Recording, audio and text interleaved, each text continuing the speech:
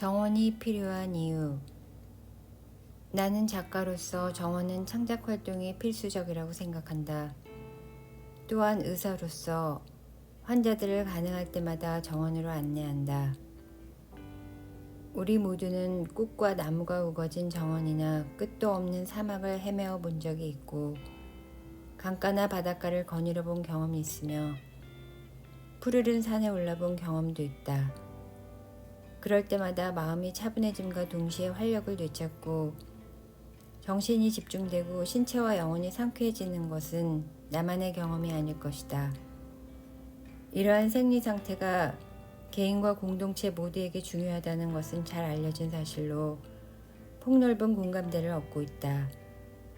나는 40년간 의사 생활을 하면서 만성 신경병 환자에게 매우 중요한 비약물 치료법을 두 가지밖에 발견하지 못했다.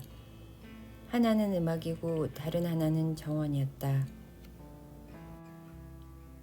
나는 일찍부터 식물원의 경이로움을 잘 알고 있었다.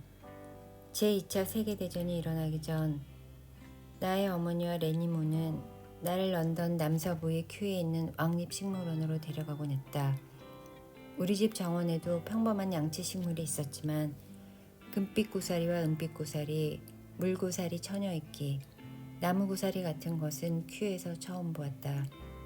아마존 연꽃, 즉 빅토리아 연꽃이 거대한 이파리도 그곳에서 구경했으며 그 시대의 여느 어린이들과 마찬가지로 거대한 연잎 위에 앉아 아기처럼 재롱을 떨었다. 나는 여행을 할 때마다 주변의 식물원을 찾으려고 노력한다. 왜냐하면 식물원은 살아있는 박물관이나 식물도서관과 다름없어서 해당 지역의 시대상과 문화상을 잘 반영한다고 생각하기 때문이다. 암스테르담에 있는 17세기의 아름다운 식물원 호르투스 보타니쿠스와 거대한 포르투갈 유대 교회당에 들렀을 때도 그런 느낌이 강하게 들었다. 신은 곧 자연이다라는 스피노자의 통찰은 그가 유대 교회당에서 파문당한 후 식물원을 거닐다 얻은 영감이 아니었을까. 지난 50년 동안 뉴욕에 살면서 이따금씩 이곳에 사는 것을 견딜만하게 해준 것은 오로지 식물원이 많기 때문이었다. 내가 돌보는 환자들도 나와 동감이었다. 뉴욕 식물원 바로 건너편에 위치한 베스 에이브러함 병원에서 일할 때 장기 입원 환자들이 무엇보다 좋아하는 일은 식물원에 방문하는 것이었다. 그들은 병원과 식물원을 두 개의 상이한 세상으로 여겼다. 자연이 인간의 뇌를 진정시키고 정돈하는 메커니즘은 정확히 밝혀지지 않았지만 내가 돌보는 환자들의 사례에 비춰볼 때 자연과 정원은 심지어 심각한 신경장애를 경험하는 환자들에게도 회복력 치유력을 발휘하는 것 같다. 정원과 자연의 효능이 의약품보다 뛰어난 경우도 많다. 내 친구 로웰은 중증도 뚜레 증후군 환자인데 평상시에 바쁜 도시 환경에서는 하루에 수백 번씩 틱과 속사포 같은 고함을 내지르며 충동적으로 끙끙거리고 점프하고 물건을 만진다. 그런데 하루는 그와 함께 사막을 하이킹하던 중 그의 증상이 완전히 사라진 것을 깨닫고 소스라치게 놀랐다. 아마도 인적이 없는 외딴 곳인데다 형언할 수 없는 자연의 진정 효과가 겹쳐 최소한 한동안이나마 틱이 진정되고 신경 상태가 정상화된 것 같았다. 내가 괌에서 만난 한 여성은 나이든 파킨슨병 환자였는데 종종 몸이 얼어붙어 움직임을 시작할 수가 없었다. 그러나 그녀를 식물과 자연석이 다양한 풍경을 연출하는 식물원에 데려가자 아무 도움 없이 바위를 신속하게 오르내리는 게 아닌가. 나는 수많은 진행성 치매 및 알츠하이머병 환자들을 봤는데 모두 하나같이 환경에 대한 방향 감각을 거의 상실한 상태였다. 그들은 신발끈 매는 방법이나 유리기구 사용법을 잊었거나 아예 모르고 있었다.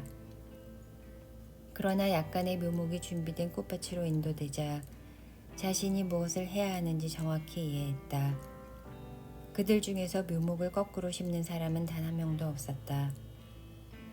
내가 돌보는 환자들은 종종 양로원이나 만성치료시설에 수용되어 있으므로 웰빙을 향상시키려면 적당한 물리적 환경이 필수적이다.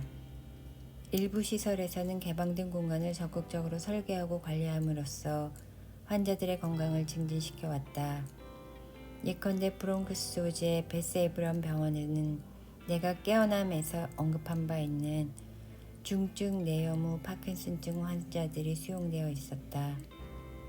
1960년대 그곳은 커다란 정원으로 둘러싸인 가설 건물이었다. 그 후 500병상을 갖춘 시설로 확장되자 건물이 대부분의 정원 면적을 집어삼켜버리고 말았지만 건물 한복판에는 분재로 가득 찬 파티오가 조성되어 환자들의 필수 공간 노릇을 톡톡히 했다. 또한 앞 못 보는 환자들과 휠체어 탄 환자들이 만지고 냄새 맡을 수 있도록 높이 조성된 화단이 마련되었다. 나는 전 세계에서 양로원을 운영하고 있는 경로수녀회와도 함께 일한다. 경로수녀회는 1830년대 후반 브루타뉴에서 처음 설립된 카톨릭 수녀회로 1860년대 미국으로까지 확산되었다. 그 당시에는 양로원이나 주류병원 같은 시설들이 커다란 농장 정원을 운영하는 것이 보통이었다. 이제는 대부분 사라진 전통이지만 경로수녀회에서는 오늘날 그것을 재도입하려고 애쓰고 있다.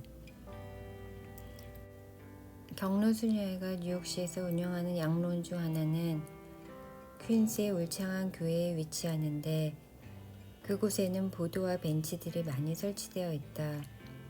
어떤 수용자는 스스로 걸을 수 있고 어떤 수용자는 지팡이나 보행기나 휠체어가 필요하다. 그러나 따뜻한 봄이 되면 거의 모든 수용자들이 정원으로 나와 신선한 공기를 마시고 싶어 한다. 자연은 우리 마음 깊은 곳에 있는 뭔가에게 말을 거는 게 틀림없다.